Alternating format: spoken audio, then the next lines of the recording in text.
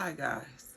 So I've been seeing stories about trafficking, and I want to share what I believe was um, more than once that someone tried to pull me into sex trafficking.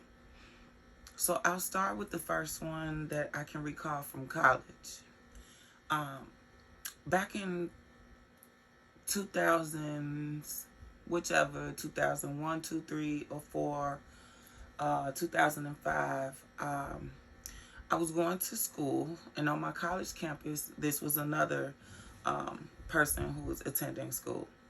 And as you all know, you have some people who are of age, just got out of high school, and they're going to college. And then you have those who are in the workforce or older and returning to college or starting college for the first time.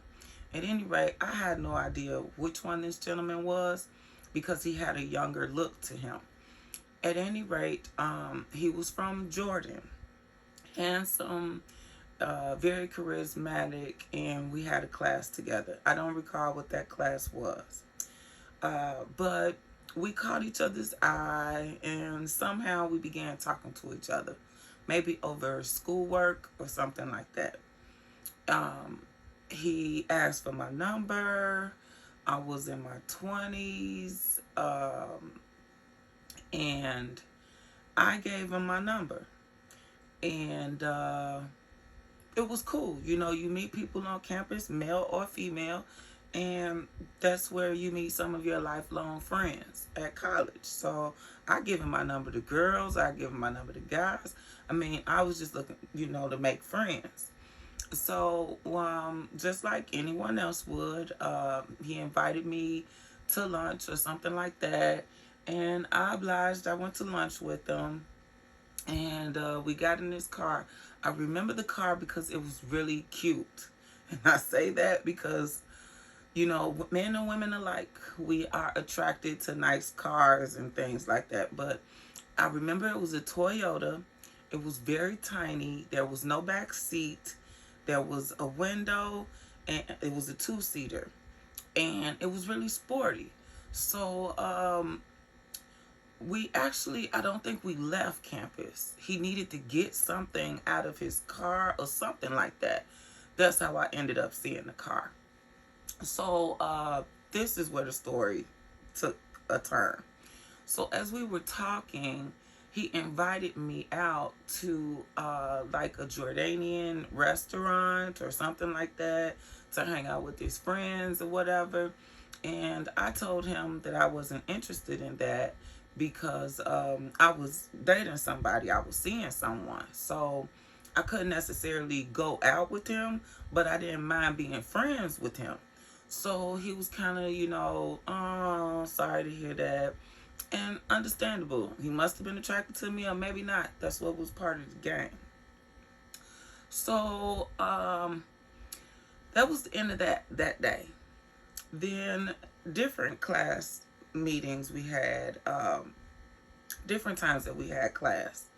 He would talk to me and tell me about all the things that happens over in Jordan, how cheap things are for the expensive things that we have over in America, and how he wanted to show me and this, that, and the third. And that creeped me out 100%. And from there, we were done.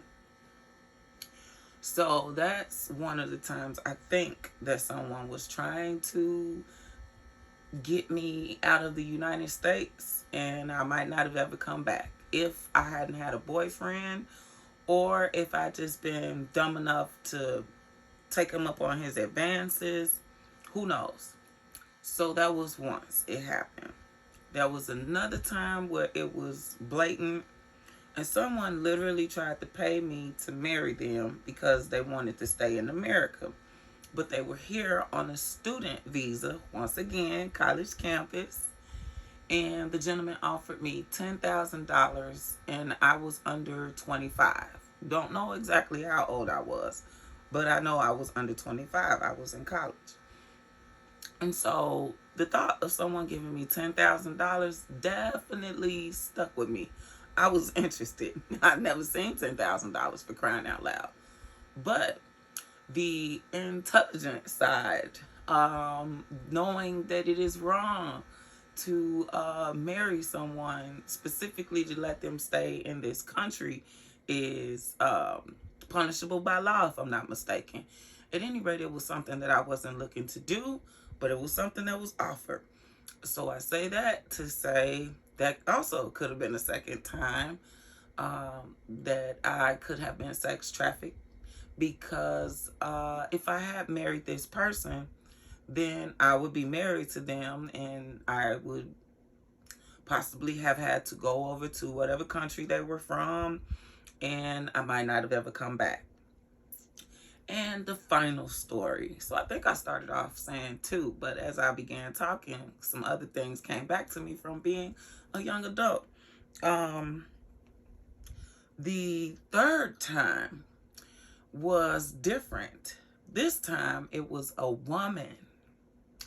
And I say that to say I'm shocked.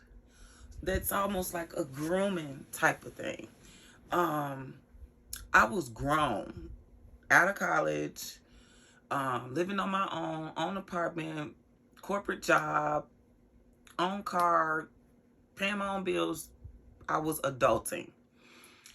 I was living off the lakefront in Chicago, Illinois, and I happened to be taking my my truck in for repairs. I needed brakes. And so on this day, same place I go all the time for my brakes. On any car I've ever owned, I go up to Velasquez on 79th Street. If you're from Chicago, everybody knows 79th Street and how many hustlers there are out there on the 9 is what we call it here if you're local. Like I said, I was getting my car repaired. A woman pulled in, and naturally you sometimes start talking to the other customers that are waiting, getting brakes done. You're in line, so your wait could be 1 hour, your wait could be 3-4 hours, depending on how many people are in front of you. This woman came in after me, and so being antsy, it was taking a long time. I made it up there somewhere at 10 o'clock hour. The earlier you get there, the better it is for you to get in and get out because you're first. So I had to wait a couple of hours. This is how I met this woman. I ended up leaving outside of the business because I got tired of sitting. And I began just walking, around in front of the business. All those familiar with getting your own car fixed, there's just asphalt so that cars can drive up and pull up and park sometimes in front of these kind of places.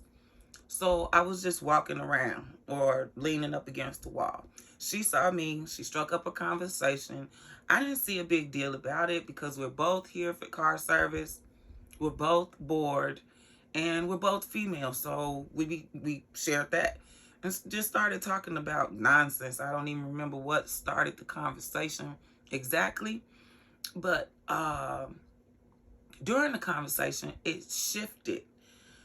She began talking about, oh, this is one of my cars, and I actually have a Maserati, and my family doesn't want me to drive it in Chicago. They don't feel safe with me driving such an expensive car on the road alone. And so I let my sister drive my Maserati.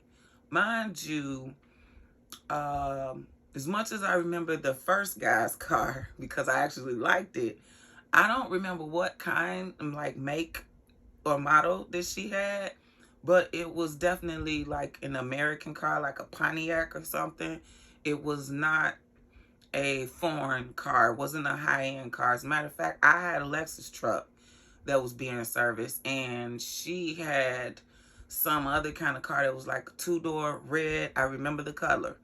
But like I said, it wasn't a foreign car, meaning it wasn't expensive. It wasn't brand new. It looked very much so used. And so when she was saying these things, it didn't match up with how she was dressed, nor did it match up with what she was driving. And so she went on and on about how much money she has and how pretty I was and how she could teach me things. And that's what I mean by the conversation shifted. I did not understand why this woman was telling me so much about her private life, how much money she has, how much traveling she does, and how she can get anything she wants from men. And she basically was saying, you're so pretty, so can you if you come up under my wing. So I put two and two together that, you're up here getting a car fixed that compared to the car you own, you're not trying to get your car back from your sister. Like, whose car is this? It could be that she had more than one car. And so she's driving this one around because she feels safer because it's not as expensive as the Maserati. However, during the conversation, before she switched over, she had given me her number. And she's like, here's my number, take my number. And so I'm taking her number because she's an older woman. And I like to take advice from people who've lived longer than I have made mistakes, and can probably lead me around those type of mistakes. So when she offered her number, I began putting it in my phone the typical way. And she's like, give me a call, give me a call. And before I could save her name and close out, she reached over and hit the call button on my phone. So my phone number came into her phone. So she had it. And she's like, okay, cool. So I'll lock you in and we'll keep up with each other. And so I'm thinking, okay, I've met an older woman who can teach me things, talk to me, give me advice, be a friend that's just older.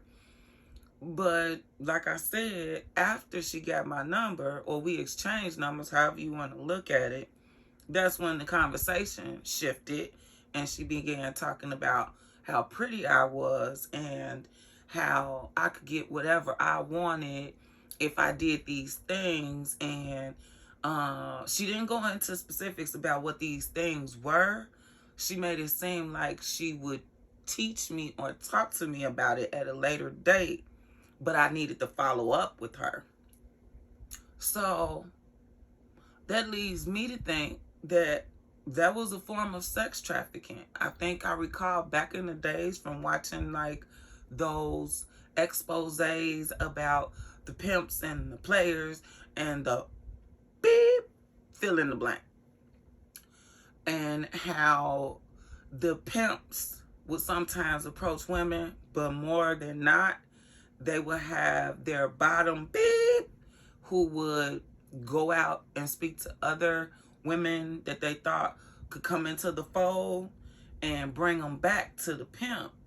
And that's how they would get them. It wasn't necessarily a guy going to get them. It was a girl telling them about the lifestyle and how much they could make, or how much they're being taken care of, the cars, the clothes, the money. That's the way she was talking to me. So that concludes my story time of how I believe I was almost sex trafficked. Thanks for listening. Thanks for watching. Like, subscribe, comment. If you've ever been in a situation where you're inside, something inside of you, just something literally said to you, this is not right. We have that voice in the back of our head, or that intuition in our spirits, or that gut feeling. It just tells you, what I'm hearing is not adding up. If that's happened to you, you too might have been in a situation where your family could have lost you and you don't even know it. So if something like that has happened to you, leave a comment. I'd like to hear some other stories if you guys have them. Bye.